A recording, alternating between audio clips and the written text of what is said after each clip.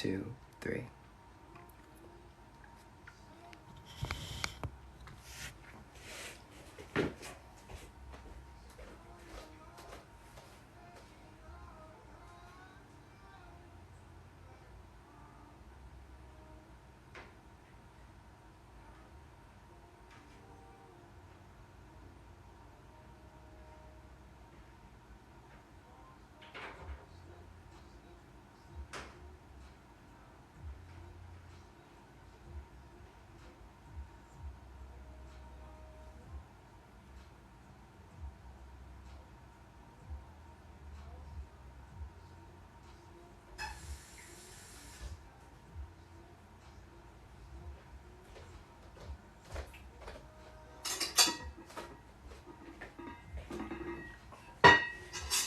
Ooh.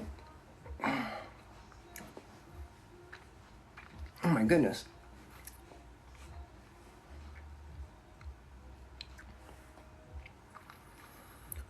Hello. Hello. Ugh. How you doing?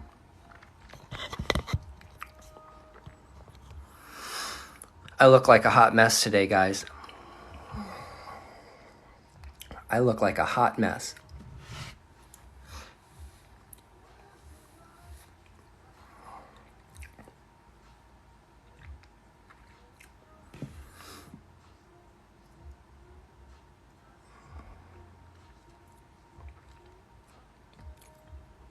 Hey, Derek.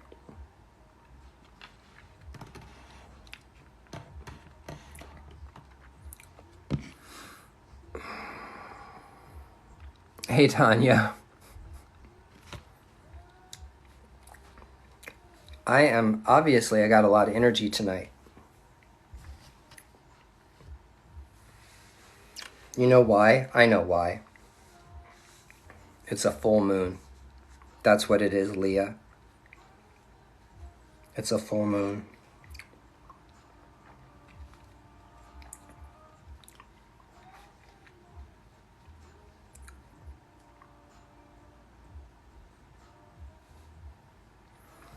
Hey, none your business. It's a super full moon. My 3 favorite crystals. What are they? Moonstone, rose quartz,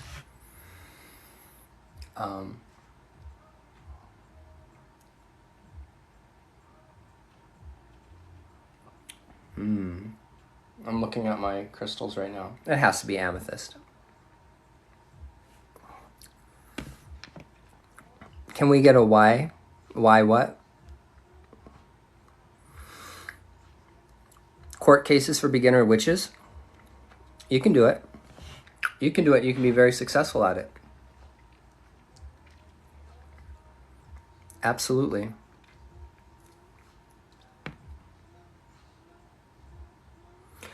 Oh, why? Why are they my favorites? Well, I'm deeply connected to the moon. The moon is in my first house in my astrological chart. And it also seems like my cycle, I kind of run on a lunar cycle. I'm like a woman. I run on a cycle. And I feel like I'm on a very, very... I'm a Virgo. See, I follow Vedic astrology. I'm a Vedic astrologer. I read people's birth charts. I do astrology. And the astrology I do is Hindu astrology. So that's sidereal. It's not calculated the same as tropical.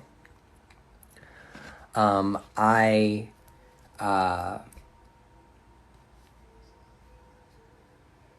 Violet. Hey, Regina. Hey, Witchy Bees. I'm a Virgo. So anyway, my birthday is July 18. So I'm going to be turning 43 years old. 43 years old. Hey, Lauren, what's up?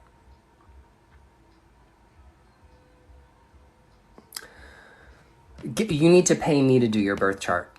I'm not even gonna lie to you. Chaotic confusion. You need to and you've been following me for a while. If you contact me through my website or you contact me on like text me on my phone number from my Booksy account, I should read your birth chart for you because you would really, really like that.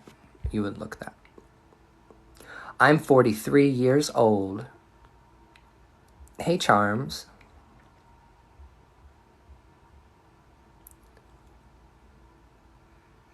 Violet, you got in trouble where? Where did you get where did you get in trouble? Did you get in trouble with Jennifer or did you get in trouble somewhere else? And how's everybody been? Because I haven't been on TikTok in like 2 weeks. I'm not posting original content on this app anymore. I'm not putting videos on here. All my videos are going to be on YouTube, and all my videos are going to be on Facebook. I don't use Instagram or Twitter. Yeah, well, Violet, it's really none of your business to begin with. So please don't ask about people's private lives on social media. It never looks good for you. But you're still welcome to be in my live, and I'm not mad.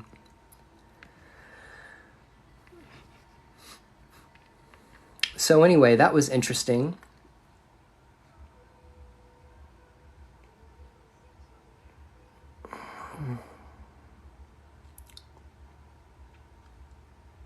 What are you guys up to tonight? I want to know more about you. Teach me more about you. Tell me more about you. I want to learn about you and what you're into. How about this? Why don't you tell me what your big three are if you know your astrology? Rising sign, sun sign, and moon sign. And if you don't know what that is, why don't you tell me what kind of witchcraft you practice or what kind of magic you practice? That's great, Charm. Well, you're welcome to hang with me. Everyone's welcome to hang with me as long as you want, as long as you're in a good mood. All right, let me see. Let me read these. Let's see. What do we got here? Pisces, Gemini, Leo. Libra rising, Leo sun, Sagittarius moon. Libra sun, Aquarius moon, Leo rising. You're a chaos witch. That's good. So am I. Sag, Capricorn, Capricorn. Whatever you feel like at the moment, right? If you've done your birth chart in both tropical and Vedic astrology, then you've got a lot to choose from when you're looking at your chart. Hey, Robin. What's up, Maui Medium? I haven't seen you in a long time. Yeah, chaos magic just hits differently, right? Now, are you when you're talking about chaos magic, are you talking about like, chaos magic as taught by, in the late 80s, early 90s, postmodern magic? Or are you talking about something else?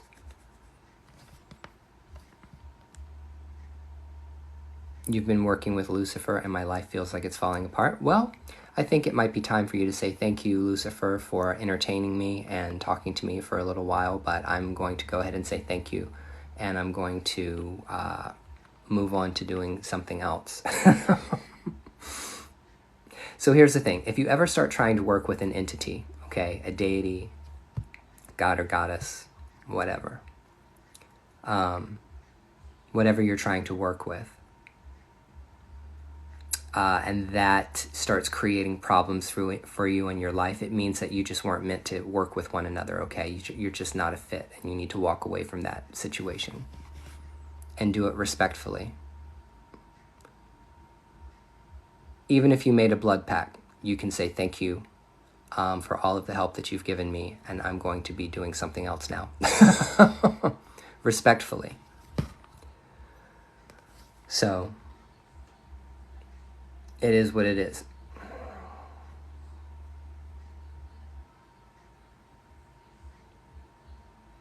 So anyway, hey Crystal.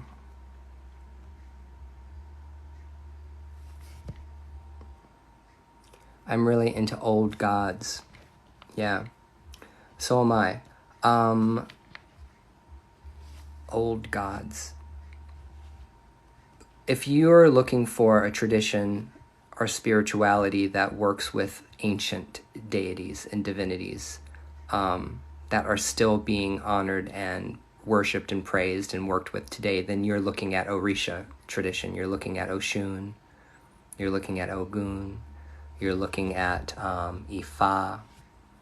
You're looking at West African spirituality, because West African spirituality is the kind of spirituality that has been preserved through the colonization process of the Christian church and the Islamic world through the rest of the world. So Orisha tradition is what I practice.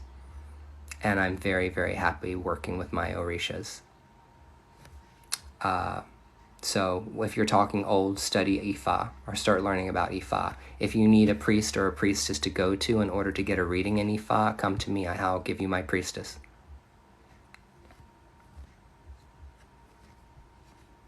What entities should I work with? You know, if I wanted to just be straight up conjure and I just wanted to be straight up New Orleans, voodoo, hoodoo, I would say you need to talk to Saint Expedite.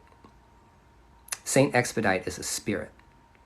And you can call on Saint Expedite, and I'd get on Google and Google Saint Expedite, like how to ask him to bring you money or how to get him to do a job fast. People like working with Saint Expedite because he's so fucking fast. But if you ask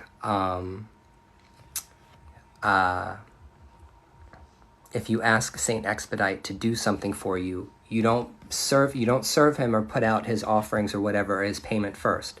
Here's the thing, if you put out the spirit's payments before they actually help you, they might never do it. Because there are some spirits that are lazy.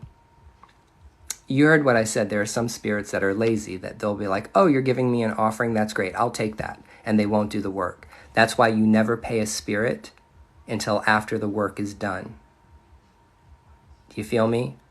Don't be like, would you please help me? Would you please do this for me? Look, I brought you all of this stuff. Look, I brought you all this cake, and I brought you all this food, and I just sacrificed this chicken for you, and blah, blah, blah, blah, blah, and here's all this liquor.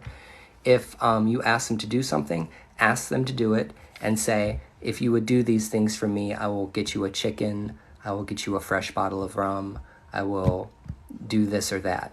But the spirit world and our world, we scratch each other's backs. At least in my traditions that I follow, we work with one another.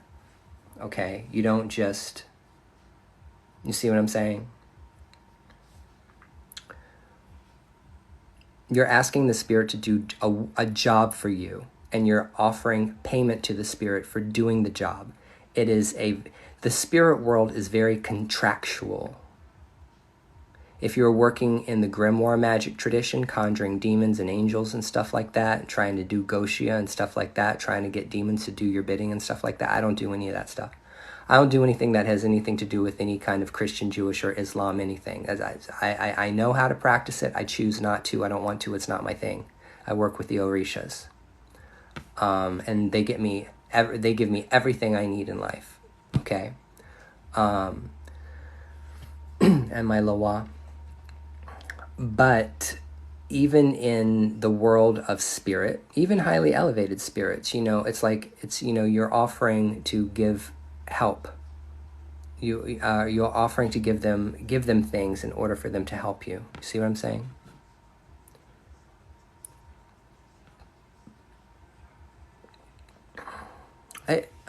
Rihanna, so the thing is that like someone like Ganesha, or someone like Shiva, or someone like, well, there's a lot of divinities, like Oludumare doesn't have an altar, doesn't have any kind of icon, because he is the creator, or she is the creator, it is the creator. Oludumare, right? And there's lots of deities that don't have their own personal cults. It just depends. Here's the thing about like Ganesha. Ganesha is so widely loved and served all over the world that he's got offerings being put out for him all the time. Hey, Cake. I don't do Latvian, no. And Saint, thank you.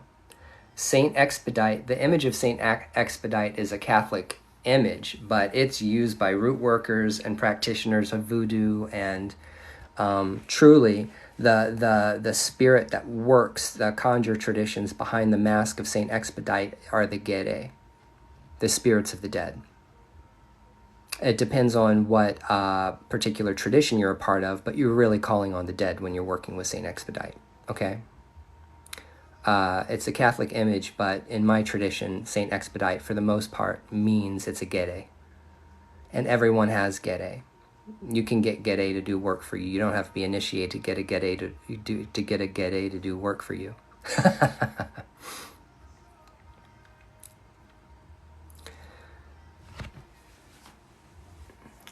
Oh, hey, a wild author, my love. I want to tell you from the bottom of my heart that I'm sorry to hear about your dad. I really am. I really am sorry to hear about that. I'm, offering you love and light, and I'm going to light a white candle tonight for you, right beside my Egun shrine, to give you some support.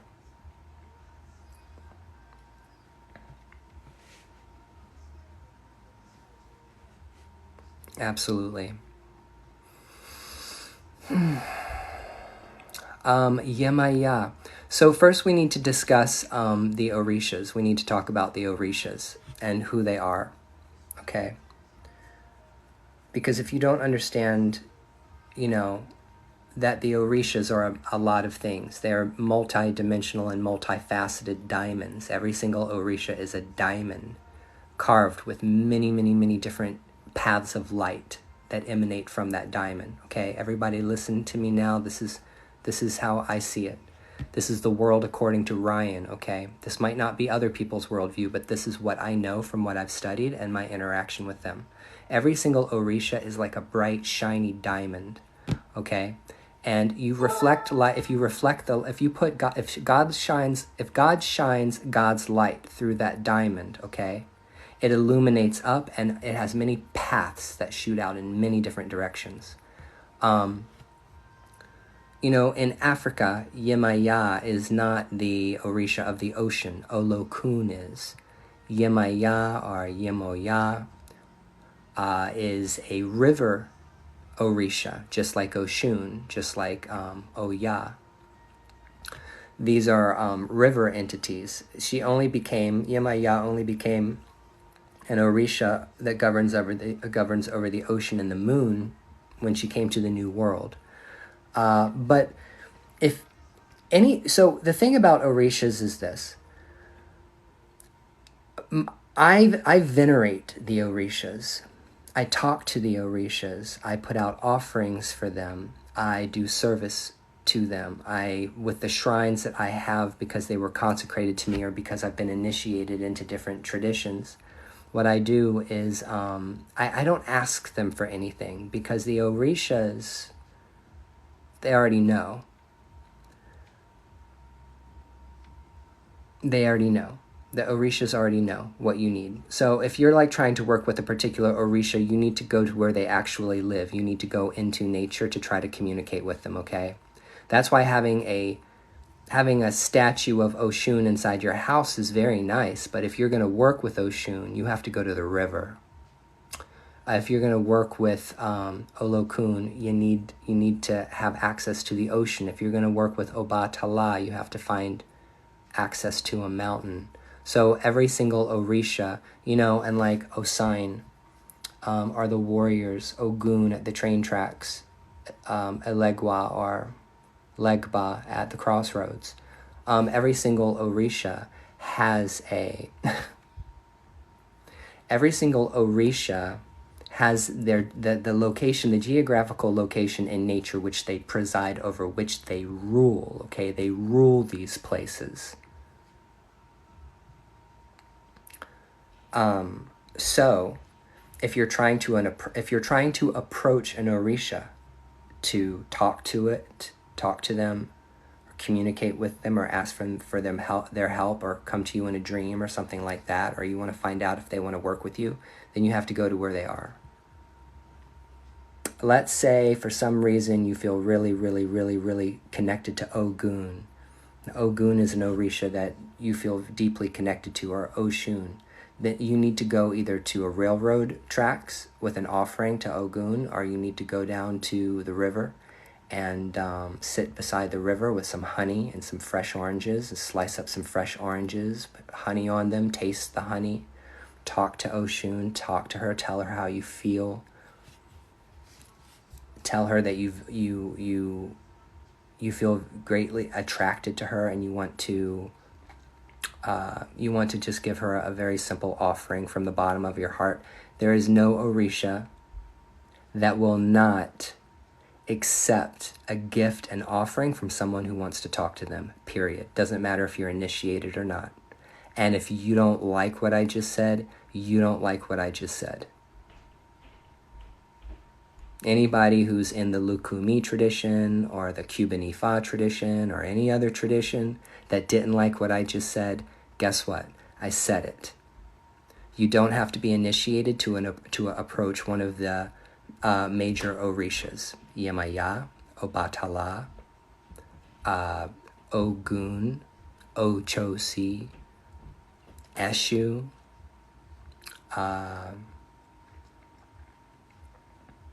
Oya.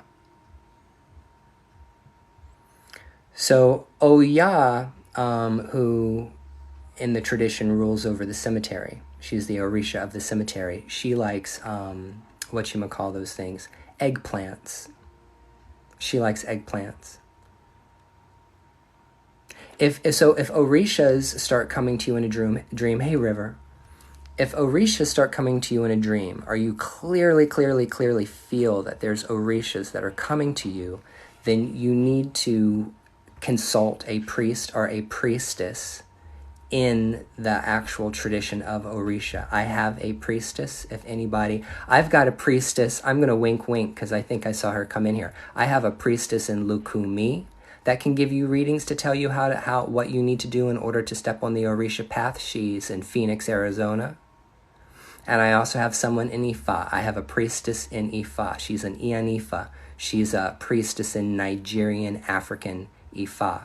And if anybody wants to either talk to an Ian Ifa on the Ifa side, or they want to talk to a priestess on the Lukumi side, then I have a priestess for any of you that want to contact me. I am not a priest yet, but when I am, that's a different story. But if someone is like just busting to find out whether or not there's Orishas around them, or they want to work with Orishas, I have got your back, because these are the people that I work with. These are the people that I trust. And these are the people that I would send people to.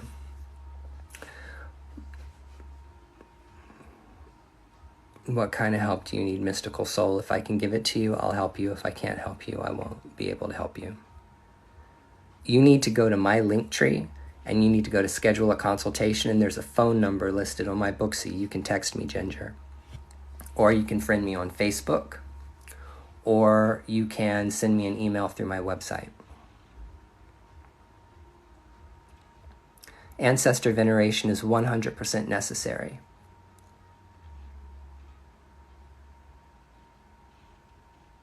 Hit me up, Lisa. Ancestor veneration and ancestor worship is a crucial part of spirituality. It always has been, for tens of thousands of years, prior to the colonization process of the world by Christianity and Islam.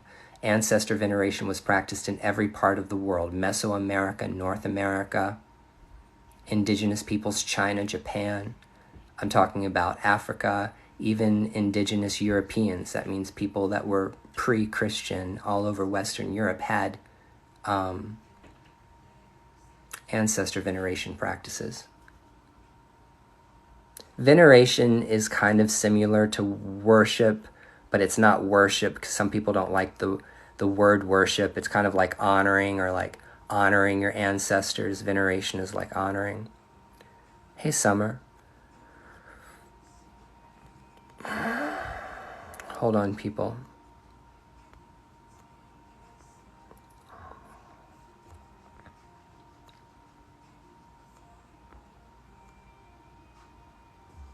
I don't know, mystical soul. Please don't. I mean, I don't know. You're safe in here, but you're only as safe as you are on social media in a public forum.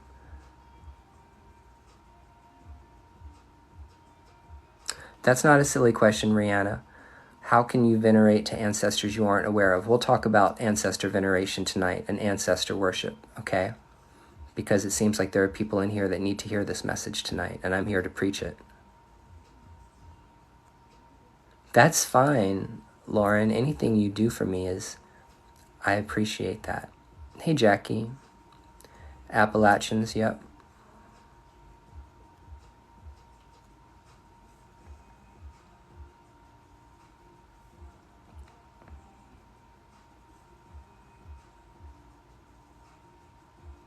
Life is still worth living, even if you pop a tire.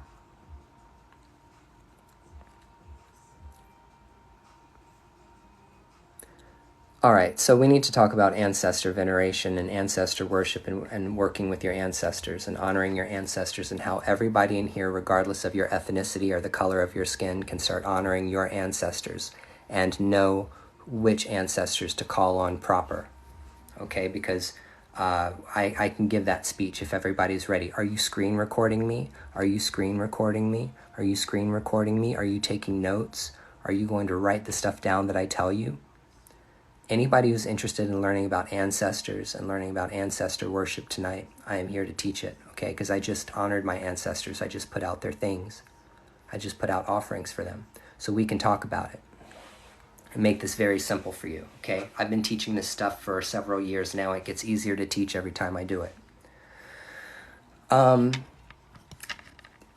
The ancestor, there's two substances that you absolutely need to have on an ancestor altar or an ancestor shrine. And here's the thing. Everybody should, I'm saying this generally, everybody should have a place in their home that they dedicate to the spirits of the dead that are their ancestors that came before them, okay? That can be a tiny, tiny, tiny, tiny little place in your room. It can be an end table in your house. It can be on a bookshelf. It could be over your fireplace. It doesn't matter. It can be in your kitchen. But you need to have a little space in your home that is designated for spirits of the dead, which are your ancestors, okay? In the old times and olden days, and I mean like, you know, the Norse did this, people in the Caribbean did this. When someone passed away, they would bury the person in the backyard. Or if they had farms or they had land, they would bury the person on the land. So they would even bury the person under the house. So there was always this concept in the old world that you keep your dead close to you, that you keep the dead close to you, that you keep your family close to you, you keep the ancestors close to you. Because if they didn't show up, you would not be here. And your DNA, who you are, is a chain, it's a link that binds you to every single person who ever came before you, all the way back to the Big Bang, all the way back to God, because God is the first ancestor, however you want to define that. Tao, universe, source, whatever name you want to give to the entity that gave birth to the universe, that is the first ancestor. That's why when Jesus Christ was on earth and talked about your father who was in the heavens or whatever, he used paternal language to describe that entity. He was describing a relationship that he had with the Creator that was as intimate as a father and a son. So instead of like getting too like deep and philosophical about it, we just have to realize that we're all sons and daughters of God.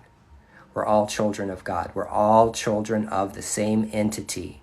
Let me say that one more time for the motherfuckers in the back that has missed this, okay, in spirituality. In spirituality, they seem to have missed this one, that it's the same creator, it's the same generator, okay, that gave birth to everything that you see, period. Regardless of your culture, and regardless of what you want to call it. That's the real world. Okay? That's not TikTok land. That's the real world. Okay? So if you don't like the language I'm using to describe the way I feel about divinity or the way I feel about deity, that's fine. If you don't like the words I'm using, that's just fine. You don't have to agree with me about the language I'm using to describe this entity. But what I'm saying is whoever gave birth to the universe that's everyone's parent, first parent. And the trees are a kind of parent, ancestor. The mountains are a kind of ancestor. This earth is a kind of ancestor, okay? Because everything is happening all at once. Everything is happening all at once, and it takes everything around us that you see in order to make you you. So ancestor veneration and ancestor worship is a lot deeper than throwing out a couple of pictures of your, dead grandparents and putting a glass of water and a candle on the altar and saying some Catholic prayers. It's more than that. It's deeper than that. It's stronger than that. It's the root of who you really are. The root of who you really are goes back.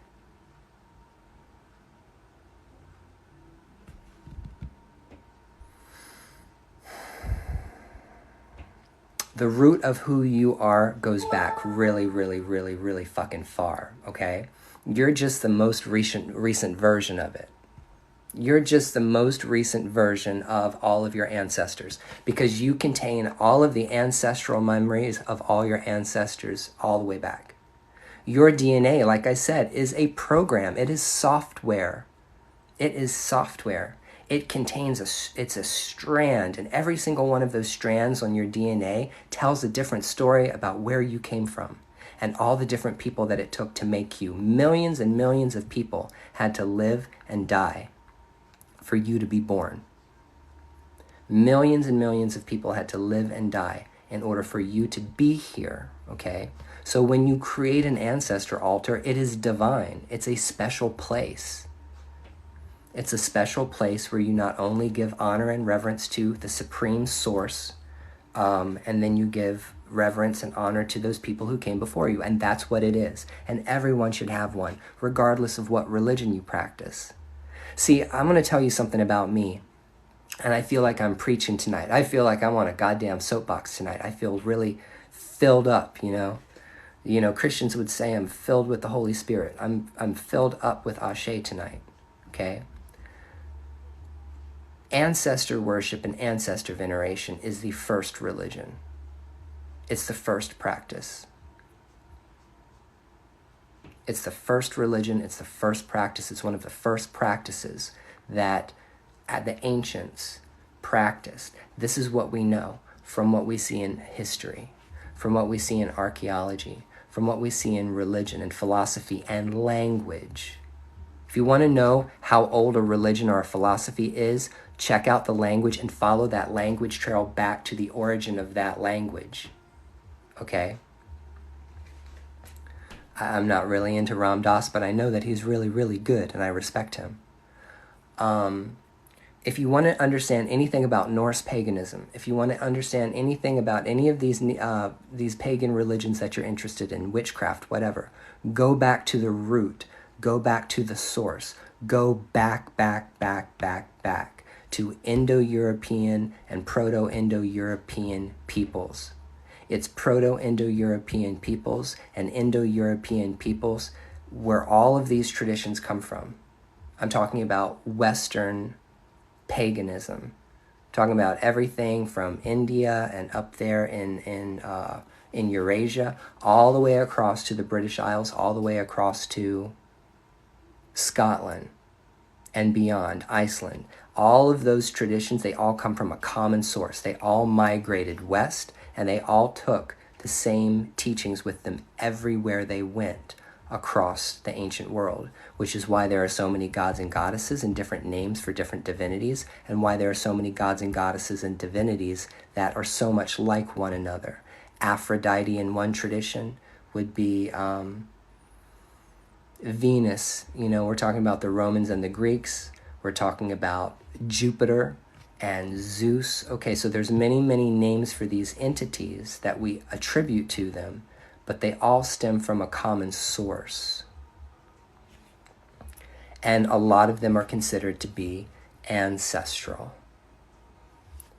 So don't be confused, okay? Don't allow all of the noise on TikTok and all the drama on TikTok confuse you about your spirituality.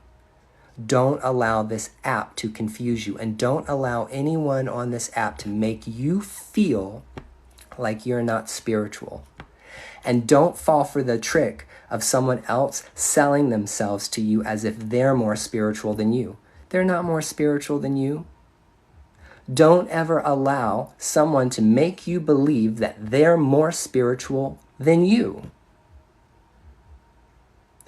We are all the same. We are all the same. We are all as lost as everybody else. There's not one motherfucking person I've ever met, a human being walking the earth. Listen to me, people. There's not a single person I have met walking the earth as an embodied person that can say that they know everything 100% to the very, very, very nth degree. Nobody knows. The Dalai Lama doesn't know. The Pope calls it a mystery. These people who run major religions that have hundreds of millions of followers around the world say they don't know. If they say they don't know, why would you think some punk kid on TikTok over here that's been practicing witchcraft for 5 years knows? Who never went to college for philosophy, that never went to college to study religion, that has no degrees, that does not have a doctorate in philosophy, or is not like, hasn't gone through seminary school. Why would you believe somebody on this app talking about anything and like give power to that person like they know more than you do, or like you can't read books and you can't figure this stuff out for yourself? Do you feel me? Do you hear me? Do you understand what I'm saying? For all the 45 people that are in my room and people who are outside of my room watching who are not in my room, just remember that. There is no one that stands in between you and God. There is no one who stands in between you and the supreme divine entity that rules all of this stuff. Look around.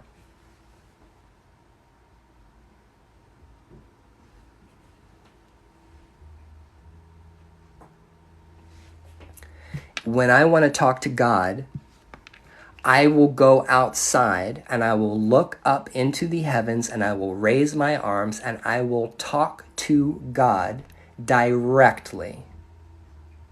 Whatever you want to call that. When I walk outside every single day, the first thing I do is salute the sun when I walk outside.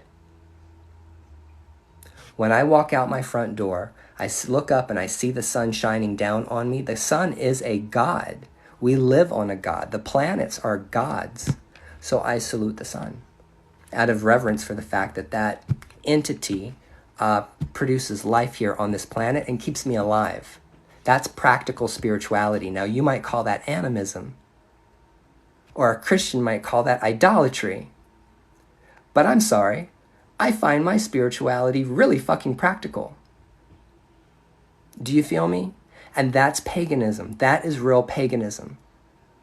The act of paganism isn't a thing other than honoring and respecting the creation and honoring and respecting deity that exists in all things. That's what being a witch is. That's what being a pagan is. It's not fucking rocket science, people. It's easy. If you're a pagan or you're a witch, you're someone who talks to rocks, talks to trees, talks to plants, grows herbs, makes medicine with herbs, okay? If you're someone who is a witch, you're someone who cleanses off negative energy in nature with trees, with rivers, with the ocean.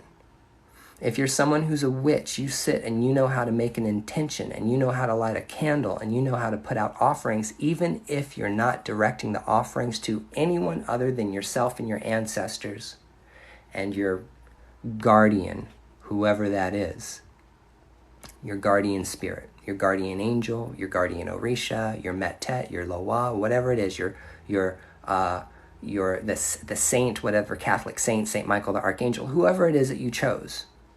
to be your divinity, what represents your guardian angel, whatever that is, even if you're only working through that, then guess what? You're practicing spirituality. That's it. You don't need anybody else to tell you what is right or wrong for you. And I'm going to say this for the last motherfucking time.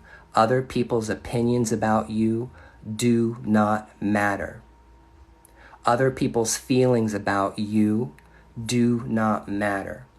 Other people's opinions about you do not matter. And other people's feelings about you still don't matter. They don't matter because you're the only person that gets to dream your dreams. You're the only person who gets to practice your ceremonies and your rituals. You're the only person that goes through the process of initiation, not someone else. Someone else doesn't step behind the veil for you. These are things we do for ourselves, and these are things we do because we believe we should do them. For you, not for other people. So that's what I'm trying to get across to you guys. I'm trying to get across to you guys that we need to stop being judgmental, towards one another. Now, that being said, I was on Magda's live earlier. She asked me to step down because I got on her live. I think I showed up with a little bit too much energy. I was myself. I was talking. I was being myself, and I think it was too much for her. And so she asked me to get off her live, which is just fine. It didn't hurt my feelings. My feelings aren't hurt about that at all. Sometimes you cannot deal with my energy, and that's just fine. I did leave TikTok. This is a long story. I'll tell you about it on Facebook. I was off TikTok. But the point is that even though we need to look at people and be like, okay, because you're another human being, because you're another divine entity that's embodied, I have to respect you to a certain extent, like I respect you. But I still have the ability to judge whether or not a religion is good or bad, or a philosophy is good or bad, or a type of witchcraft is good or bad, or the kind of magic that's practiced is good or bad based on my own feelings, based on my own opinion, based on my own judgment. That's my opinion, that's my own judgment.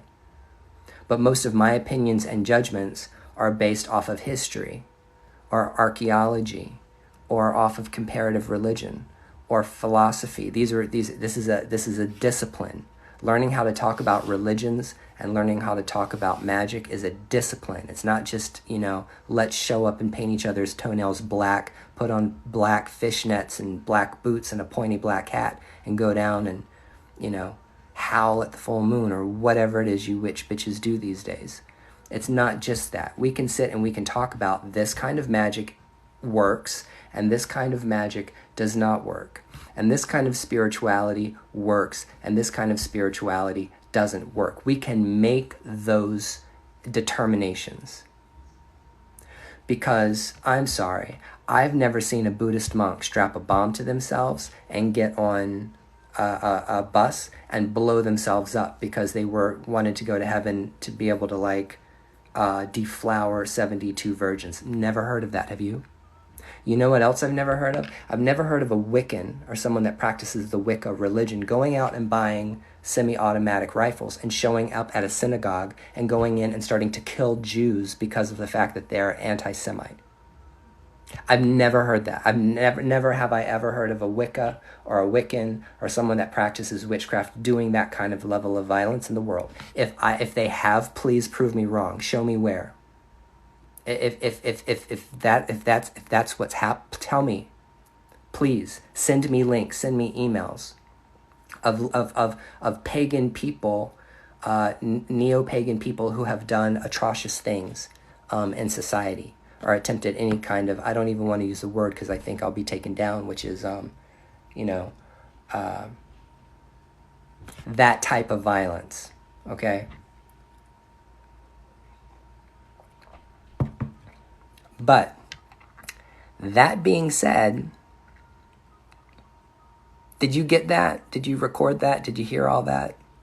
Did that come through loud and clear for you? let's go back to talking about ancestor magic and ancestor, because you have ancestors that will do magic with you. You do. Ashe, ashe, ashe, oh. Thank you, learn and grow. Ashe. So you do have ancestors that practiced magic, believe it or not. Do you like this cup? Isn't this a great cup? You do have, hi, you do have ancestors in your family line or your lineage that practice magic, no doubt about it. Like I said before, you've, millions and millions of people lived and died in order for you to be here, so you have magical practicing ancestral spirits. Okay, it's okay, Max. It's all right. So let me tell you, what I had to do is I had to try to reach out to ancestral spirits many different ways before I found a way to get a response. And it wasn't, listen to me, this is very important. If I call on my ancestors, they're listening.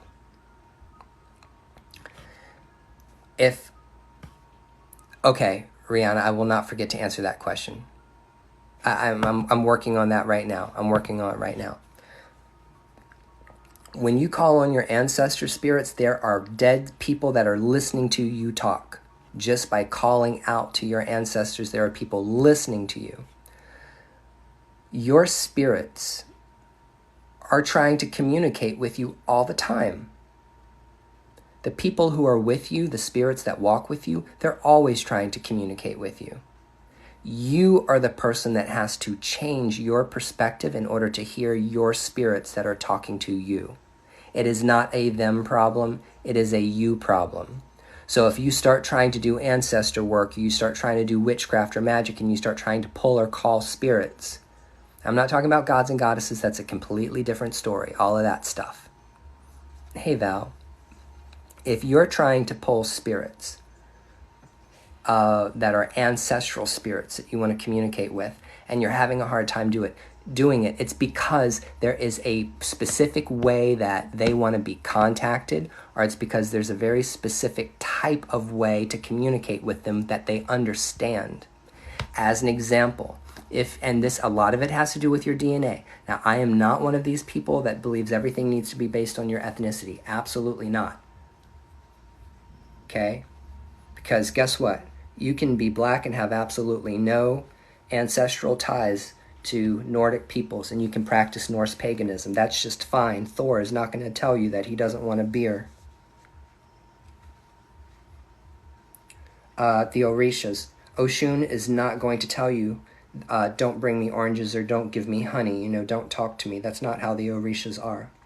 So it doesn't matter what the color of your skin is, and it doesn't matter what your ethnicity is when you're talking to these highly elevated entities. But there are ways of talking to these spirits, ways of talking to these entities that they will understand you better. As an example, if you have an ancestor altar, if you have a spirit altar that you're working with your dead, or you're working with whatever, your saints, whatever that is, buy them their own dedicated oracle card deck. Buy a pack of oracle cards, or buy a pack of playing cards. Just get cards and start learning how to read cards. And whenever you sit down, this is something I firmly believe in. If you don't feel the same way, that's fine. You don't have to clean your space every single time you go to do magical work. You don't have to start burning herbs. You don't have to light incense. You don't have to do all this rigmarole. You don't have to cast a circle. You don't have to call the quarters, the directions, and all this stuff. Absolutely not. You don't have to do that. That's unnecessary. If you're going to do a big ceremony, a big ritual, and you're trying to call big energies, then yeah, you might want to do a big thing where you're, lots of hoop and holler and trying to call big spirits. That's ceremonial, that's fine.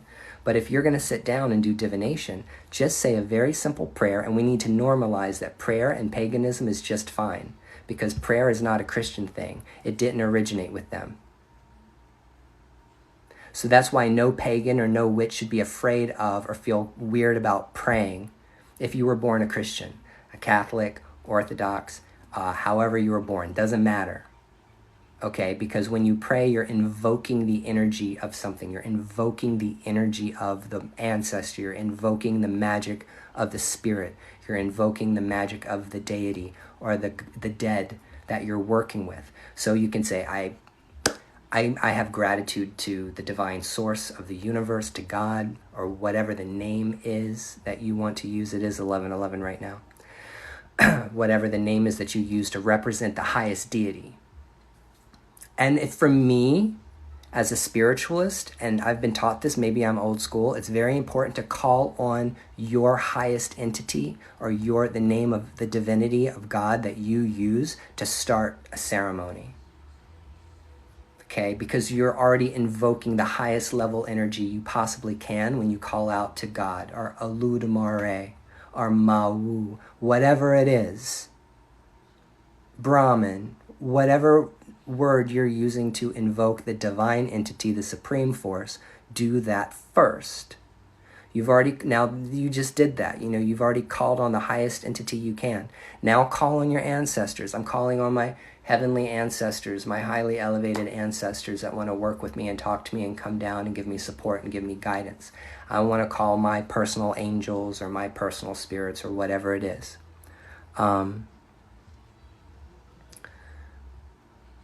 Yeah, Ashley, cord cutting ceremonies can be very emotional.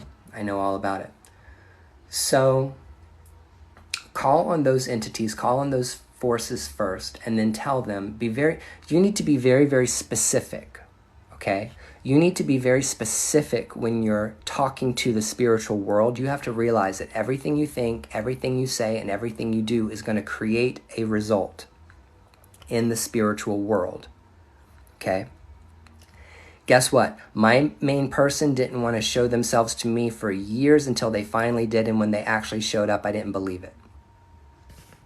Let's talk about my guardian, my Met-Tet, okay? I'm never going to tell anybody who my guardian is. You're never going to know who my Met-Tet is. But the point is that one hid from me for a very, very, very long time. Just didn't want to be seen, okay? Just did not want to be seen. Leave me out of it, Same attitude as me. Leave me out of it. But the point is that call in whoever it is you're working with, ancestrally or trying to work with, and say, give me a message. Give me, I'm going to shuffle these oracle cards, and I'm going to pull an oracle card and pull the oracle. Oracle cards are very good to use with your ancestors because they're simple, they're plain, and the message is to the point. You don't have to do tarot spreads, Celtic crosses. You don't have to do these highly elaborate ceremonies and all these. No, pull an oracle card. Another thing you also need to understand about working with ancestors and ancestor spirits and spirits of the dead is you want to get definite answers from them. You want to get yes/no answers from them. How do you get a yes/no answer out of your oracle deck or your tarot deck if you're working with spirits or any deck of cards? Well, you sit there and you tell them, this card right here means yes. This card right here means no. As you're clarifying it to them, you're also clarifying it to yourself. This card means yes. This card means no. Please give me a yes or no answer for what I'm about to ask you. And then ask your question and ask as directly as possible. As simply as possible. I'm not telling you to talk to your spirits like you're talking to children. I'm telling you, the less you say, the better if you want to get an accurate yes or no answer from your spirits. Shuffle up your cards. After you shuffle up your cards, start pulling one card at a time until you actually get either to your yes card or your no card. So here's the thing, though, Marcia. So in my tradition, we do not use pendulums, and we don't use Ouija boards, and we don't use other devices that are energy-based, okay? Because a Ouija board is energy-based, and a pendulum is energy-based. Energy affects the movement of the thing, okay? It's very, and there's people that believe that it's too easy for too many energies to be moving in the room in order to get an accurate reading off of a pendulum. So what we do is we use cards, or we use dice, or we use runes, or we use cowrie shells, or we use whatever the tool is that you use. It's more accurate to get a yes/no answer when you're using a divining tool than it is for using a pendulum, okay? That's my personal opinion. Whatever. Pendulums, I did pendulums when I started out. That was very inaccurate. Dowsing rods is the same thing. It's still energy based. Your energy affects the result.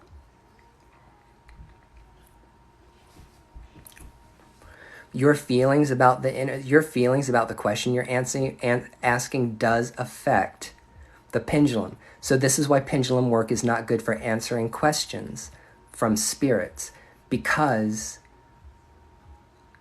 you have to use an energy tool like a dowsing rod if you're looking for water. You use the dowsing rod if you're looking for water or you're looking for something, okay?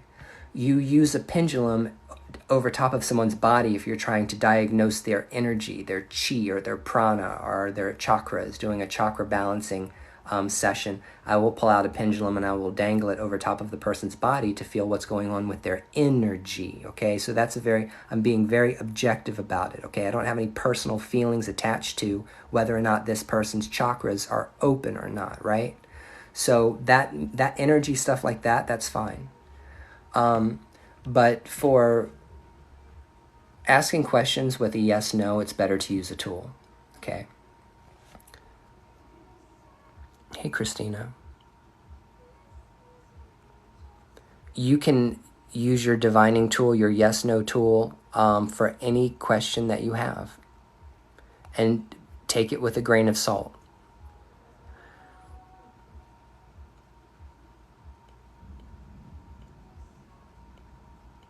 Well, see, that's the thing. See, Witch and Kitchen over here, everybody. Lauren, she uses spirit boards. And I do believe that spirit boards work. I do believe that spirit boards work. But they'll also work if you throw dice. They'll also work if you throw cowrie shells. They'll also work if you flip a coin, heads or tails. Do you see what I'm just saying that, like, it's not just one thing. Spirits don't just come down to fuck with pendulums and Ouija boards. They'll fuck with everything, depending on the spirit you're trying to contact. That's why you should have a consecrated tool that's dedicated to that group of spirits that you're trying to communicate with. Like if you go to a haunted house or you're in a cemetery or someplace like that and you feel like putting down the Ouija board, you got balls of steel. You know, if you put down the Ouija board and you start talking to people and people start talking back, well, yeah, that'll work. But if you're in your home and you're trying specifically to talk to your highly elevated ancestors that are Norse, then you would want to get them runes, because you have something that's culturally attached to the people you're trying to communicate with. Or something. Does that make sense? Did I answer your question, Rihanna?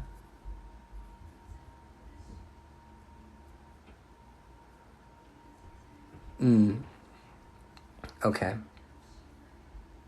See, I have a lot to learn about the board. I really, really do. And I'm all about it too. Well, I mean, the thing is that Witch and Kitchen would have so here's the thing, I can't talk about the runes. And I can't talk about Polish or Slavic either. Those are outside of my range of knowledge. I have Norse ancestry. I got Norse ancestors from Sweden, and Denmark. I have ancestor spirits from over there, but I don't know. I'm not a Norse pagan. I don't practice Norse paganism. I honor my Norse ancestors in the same way I venerate all my ancestors. I kind of put all my ancestors in one clump and said, this is the place I'm going to honor all of you, because I'm ethnically diverse and I got a lot of spirits that come from a lot of different cultures. So the more ethnically diverse you are, the more you have to be,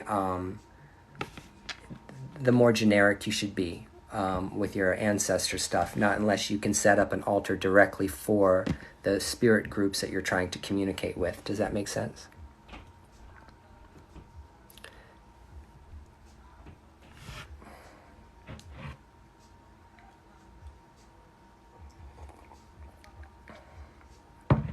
But everybody needs to start out with a glass of water and a white candle. That's it. I'm going to tell you how to create an ancestor altar now. I'm going to teach you how to build your ancestor altar. It's very, very simple. So I'm also, here's the thing about like Native American, it depends on what kind of Native American. See, my ancestors were the Tainos. I'm a Taino descendant. Those are the people that greeted Christopher Columbus when he showed up lost in the Caribbean. I'm a descendant of those people. So part of my spiritualism venerates and honors the spirits of the dead that come off the island of Puerto Rico, Cuba, Dominican Republic, Haiti, all of those people. So I venerate them. But anything that's something else, I don't know. You would have to like find out directly from a tribal leader how that's done. If you want to be traditional, if you want to just do a generic, this is not a religious or this is not an ethnically based altar, I'm going to tell you what to do. Oh yeah, I look really fucking Irish, don't I? I sure do, but the inside, it doesn't say that. I am really, really white. That's my phenotype. I just turned out that way. It doesn't matter if you have 1%, 2%, 3%, 5%, 6% of any particular, if you get a DNA test from 23andMe or Ancestry, it doesn't matter the percentages that come through on a DNA ancestry test. Having 80% of Irish something and 5% or 2% of African something doesn't make any difference when it comes to the fact that you're related to those people. If they actually came back on your DNA test, that's significant enough to know that you need to figure out a way to honor all of those ancestors, honor them all either together in a way that is going to be neutral. It's going to be like ethnically neutral, an ethnically neutral shrine that's going to represent them all, like say with a white candle, a glass of water, flowers, crystals, incense, essential oils, perfumes. Those are things spirits always love. Spirits love the smell of sweet-smelling things. When you do meditation, you see Nigerian people. Danielle, you should definitely, get a DNA test to find out if you have some kind of ancestral connection.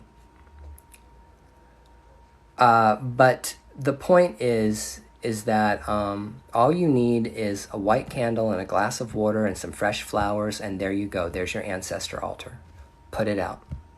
Put it out for them. Figure out where you want them to live in your house. Put it out for them. Sit down.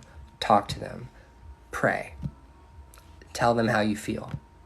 When you sit down and talk to your ancestors, sit down and talk to them like you're talking to your favorite grandparent. Whenever you're trying to talk to your ancestors, talk to them lovingly, talk to them, peacefully and quiet, and talk to them. Talk to them out loud. Talk to them like you're talking to me. Talk to your spirits. Talk out loud. Communicate. You think all spirits can't figure out what's going on in your head? You've got spirits around you that don't know what's going on in your head until you say so. Because not all spirits read your mind. You see what I'm saying? Not all spirits are on the same level. There are different levels to spirits, hierarchies of spirits, all operating in different dimensions and different planes. The quantum world, the multidimensional world, the multiversal world. You're communicating with all of these things all at the same time. So not all of them know what you're feeling unless you fucking say so. That's why you need to sit down and pray or talk to, have a gentle conversation with the people that you believe are your ancestors, from what you know from your family and what you know from like a DNA test result, and talk to them. You talk to them and then you say, I'm going to wait for a response or an answer, and then you wait and see what happens.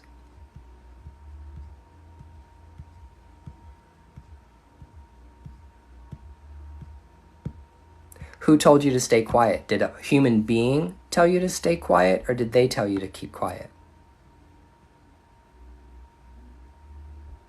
Of course you can. You don't have to have an ancestor altar. You don't have to have it because they're walking around with you all the time. They live in you.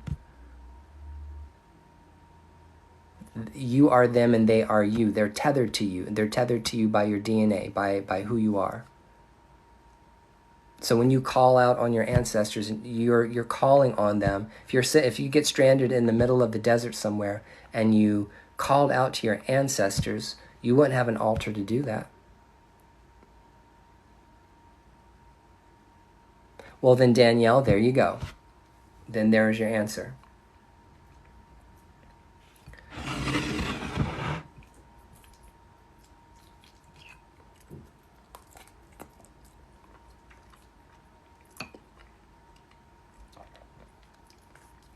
All right, everybody. I wasn't planning to go live tonight. I didn't want to. And then I got on Magda's live and she kicked me off. And then I was like, what the fuck? And so then I decided that I was going to go live myself for a little while. Now I don't know what to say. You have any other questions?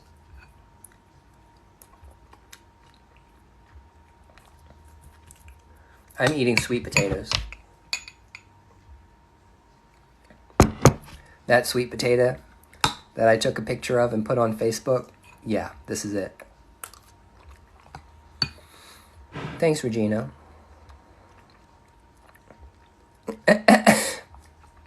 Oh yeah, I see spirits. I do.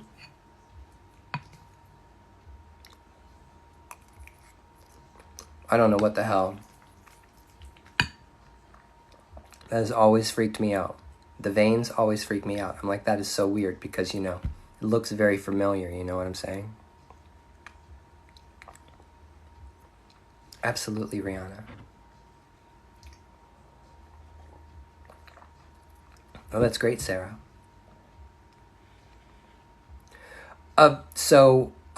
Here's the thing about Ancestor water, Lauren. You can change out your water as much as you want to.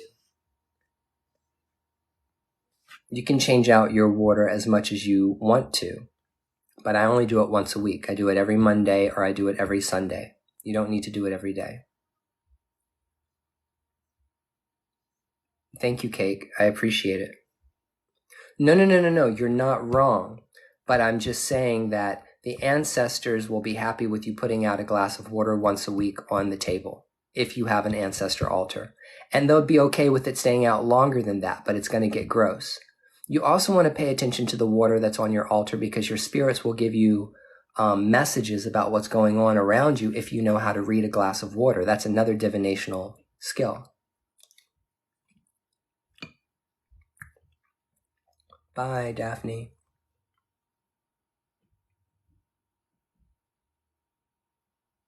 What do you mean past life ancestors? Those are your DNA ancestors. Your DNA and your past life ancestors are the same people. Don't bring in all of that past life stuff. So in my tradition, you reincarnate in your family line. If you're going to have a rebirth or you're going to be returning here, you're going to return through your family line. That is what I have learned. Okay. And I kind of believe that because think about it from a scientific point of view. Your DNA is going to get passed, or the DNA that you have is going to get passed on and on and on and on and on, which is why progeny is very important and reproduction is very important. You can still get reincarnated in your own family line somewhere else, but you're always going to be in a particular stream, okay?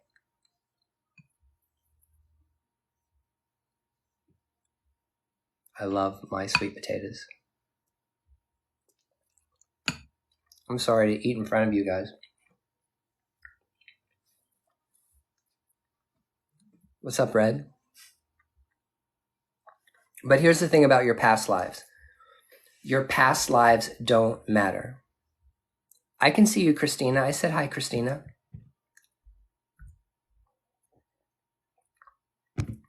I can see you, but I don't know if I can see all of your comments because TikTok filters comments.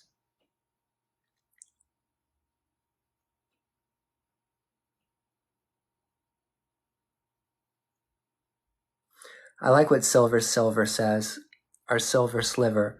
Souls travel in packs across many paths. You're absolutely right. And in Ifa, they call it your egg bay. In Ifa, we call it the egg bay. That's an ancient concept. That's not a New Age concept. People appropriated traditional religions and shamanic religions and indigenous peoples' religions to create the New Age religion. Did you know that? The New Age shit, like the eighth dimension and all of that stuff, that's not new. None of that's new. Living in the eighth dimension, that's not new. That's not a new concept. Somebody didn't just figure that out. They've been talking about that for tens of thousands of years. Don't be stupid. So in Ifa, it's called your egg bay. It's called your spiritual companions. And some of them incarnate with you when you're alive walking on earth, and some of them stay in heaven. And when I say heaven, I mean like whatever the invisible space is that's around us. Well, look it up. Google works.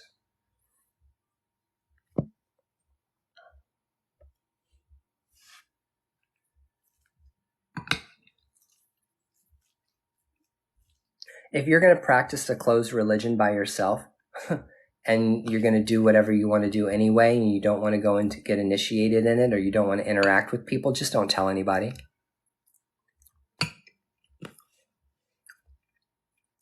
Ifa, I-F-A. I think that if a religion is closed and you want to practice that religion, you need to get initiated into that religion. If you're trying to be a part of a religion. If you're trying to be a part of a religion or a particular spiritual path that has a pre-existing tradition, not the one that you've made up in your head, you need to join that religion. Like you're not a Catholic just because you wake up one morning and decide that you're a Catholic. Like you can't talk to other Catholics like you're a Catholic unless you're initiated as a Catholic, initiated into the Catholic Church. You can't talk to somebody that practices Santeria or Ifa or Lukumi. You can't talk to those people as a practitioner if you're not initiated in their practice, practicing what they practice. Okay, so just remember that. You can do whatever you want, literally. You can do whatever you want. But just because you can do whatever you want doesn't mean you should do whatever you want, because we still have respect for other people's cultures, regardless of what they are. You see what I'm saying? You still have to be respectful of the process. If you don't want to be respectful of the process, do your own thing. Just don't put it on social media.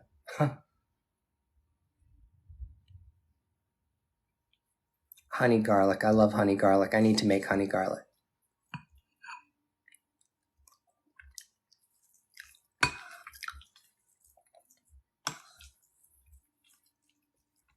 It's called Philip Ryan Deal.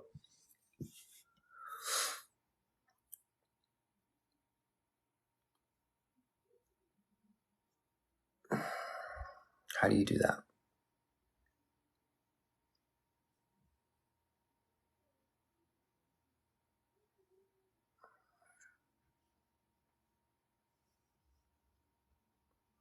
I'm also running a mentorship program on Facebook, guys. If anybody wants to be mentored under me, you can send me a friend request on Facebook. And if you'd like to be in my mentorship program, I just started it last month. It's a monthly program that is going to start teaching you the fundamentals of magic and energy work and astrology and all of this stuff that we're talking about, slowly but surely, but over time. This has got brown sugar on it, cinnamon and butter.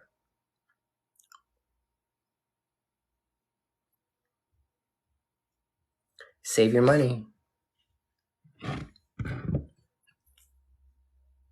I practice Vedic astrology. It started last month and I'm just continuing to run it. It's $150, okay? Just putting that out there. What you get with your $150 membership is you will get a reading from me, and you will also get put into the group.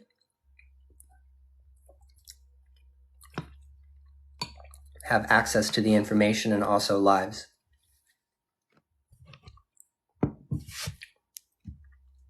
Thanks, cool. There's several Philip Ryan deals on there. That was also me. But the profile that has a blue check mark beside it, that's my verified profile.